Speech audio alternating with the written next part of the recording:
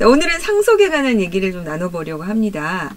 만약 이제 부모님이 돌아가신 후에 상속재산을 따져보니까 빚밖에 없는 거예요. 자, 이럴 때 자녀는 상속 문제를 어떻게 해야 합니까, 변호사님?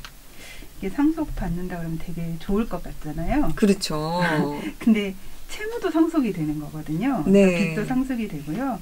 빚이 더 많다 그러면 이제 대신 갚아야 하는 건데 사실 빚이 더 많을 때 더 빨리 조치를 취하셔야 합니다. 개시를 안 날, 이게 보통 이제 부모님 사망할 때 이제 상속 개시되는 걸 안 날로 보니까 사망하신 날로부터 3개월 안에 무조건 가정법원에 상속 포기를 하시던가 판정 승인을 하시던가 내가 이 채무를 갚지 않아도 된다는 확인을 받으실 필요가 꼭 있습니다.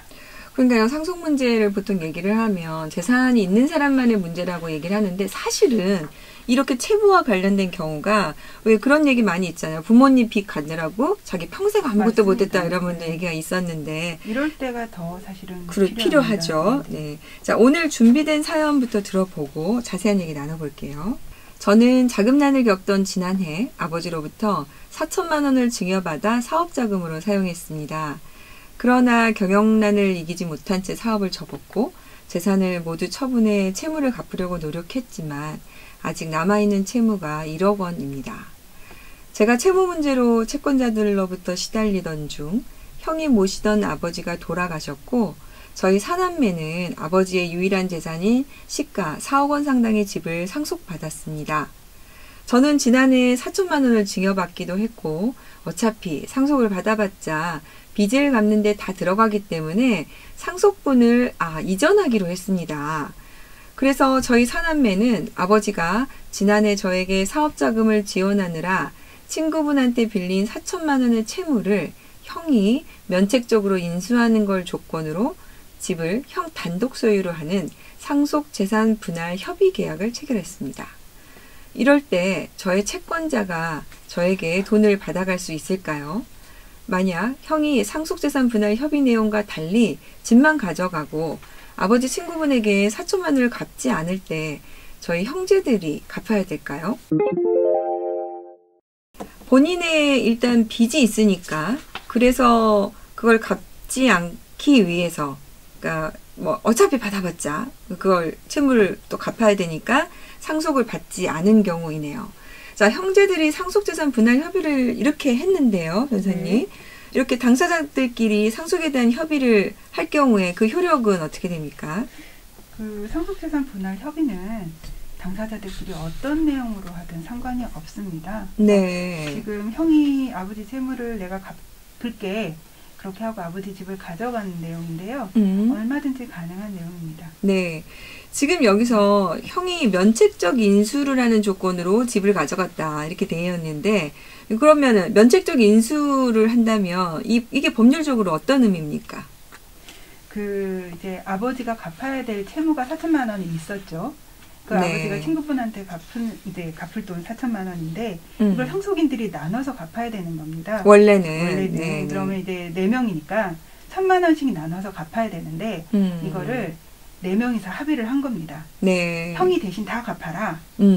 그리고 우리는 안 갚을게. 이걸 상속인들끼리 그냥 합의를 한 겁니다. 네. 사실 친구분은 여기에 동의한 적이 없죠. 네. 아버지 친구분은 거기서 이제 문제가 발생을 하는 겁니다. 그러면 면책적 인수가 안 되는 겁니까? 면책적 인수라는 거는 채무자가 갚아야 할 돈을 다른 채무자한테 네가 대신 갚아라 하는 건데 그럼 이제 알았어 내가 대신 갚을게 하고 그 채무를 인수하는 겁니다. 네. 근데 이거는 채권자 그러니까 여기서는 아버지 친구분이 여기서 그렇게 하라고 동의를 해야지 그 면책적 인수가 유효한 거지 채무자들끼리 네가 내 거 대신 가져가서 갚아 알았어 한다고 해서 이게 갚아지고 이게 뭐 효력이 있는 거는 아닙니다. 네. 그러면은 이제 우리 상속인들 사이에 형제들 사이에서는 누가 갚을 것인가에 대해서 협의가 있기 때문에 이건 효력은 있지만 아버지 친구분인 채권자에 대해서는 대항할 수 없다 이런 의미군요. 그렇죠. 예. 네네네. 그러면 형이 약속을 어기고 채무를 갚지 않으면 그럼 이제 어떻게 법률 관계가 만들어질까요? 형은 형은 어쨌든 내가 갚을게 하고 집을 가져갔지만 사람이 마음이 꼭 그렇지는 뭐 가져간 다음에 마음은 바뀔 수 있는 거죠.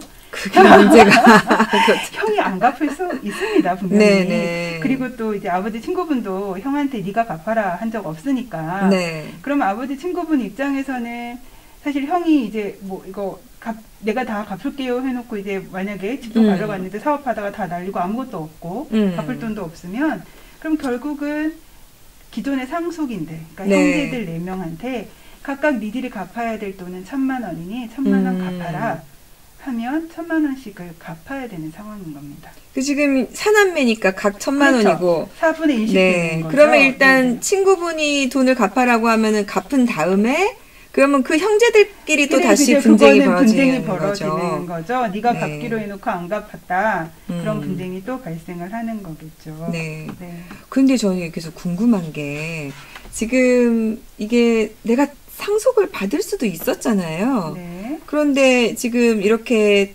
빚만 갚게 생겼으니까 지금 상속을 안 받은 경우에 이런 부분은 혹시 문제가 없을까요? 여기서 이제 그 포기한 사람, 네, 동생이죠. 네. 자기 이제 빚값 어차피 우리 사연 주신 받아와야 분이 그렇죠. 네. 사연 주신 분의 채권자가 억울할 것 같습니다. 그러니까요. 그렇죠? 네. 이 사람이 제대로 상속을 받아왔으면 결국 내 돈 1억 원 얼마라도 좀 건져올 수 있는데 네. 받아올 수 있는데 내 돈 갚기 싫어서 상속 안 받았다.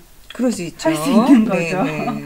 그래서 이런 경우에는 법원도 그 살해해 주신 분의 채권자의 입장에서 이거는 사해행위다 네. 라고 인정을 하고 그러면 그 채권자, 살해 주신 분의 그 채권자가 이렇게 상속재산 분할 협의를 한 거는 다른 채권자들을 해하려고 네. 한 거다. 그래서 네가 받을 목만큼을 취소해서 거기서 일정 부분 받아갈 수 있도록 소송을 하도록 네. 허용하고 있습니다.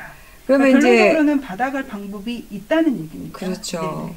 그러면 그 채권자들은 원래 이제 우리 살해자분이 상속분이 지금 뭐 예를 들어서 1억이라면 네. 그 1억 한도 내에서 채권자가 자기 돈을 못 받는 그 범위 내에서는 일부는 다시 돌려서 원래 상속받은 것처럼 돌아가라. 그래서 이제 그걸로 내 돈 이렇게 갚아라. 그렇게 판결이 난다는 할 거죠. 수도 있다는 얘기입니다. 네. 네.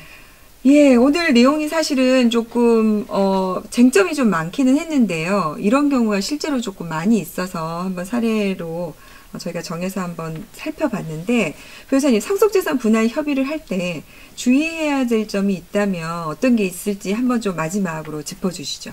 상속 분쟁의 가장 어려운 점은 제가 봤을 때 서로 감정 다툼인 것 같습니다. 네. 서로 감정이 칸으로 좀 치닫지 않도록 서로 좀 이해하고 배려하고 하는 점도 사실은 중요하고요. 그렇죠. 그렇게 다치지 않도록 좀 양보하는 선에서 합의가 되시면 합의서를 꼭 남기시기를 권유드립니다. 네. 그게 참 가족이라는 게요. 가족이니까 양보할 것 같은데 가족이니까 더 양보가 안 되고. 네, 그래서 근데 그 점이 가장 어려운 것 같습니다. 예. 그리고 상속재산 분할 협의를 했을 때 우리 백 변호사님 말씀해 주신 것처럼 서면을 남겨야 되는데 가끔 이런 분들이 있어요. 협의가 됐다고 뭐 그 작성한다고 내가 도장을 줬다. 그럼 알고 봤더니 그게 내용은 전혀 다른 내용이었다. 네네. 이렇게 하지만 일단 도장을 주는 순간 거기에 대해서는 내가 다 동의한 것처럼 어떻게든지 동의가 된 걸로 어쨌든 제3자 입장에서 특히 법원 입장에서 볼 수가 있기 때문에 자, 협의서를 작성하시고 내용까지 구체적으로 다 확인하시고 도장을 찍어야 한다는 점, 네, 그렇게 해서 협의서를 남겨야 된다는 점, 뭐 여기서 공증까지 받아놓으면 더 확실하겠죠. 네, 자 오늘 변호사님 도움 말씀 감사합니다. 감사합니다.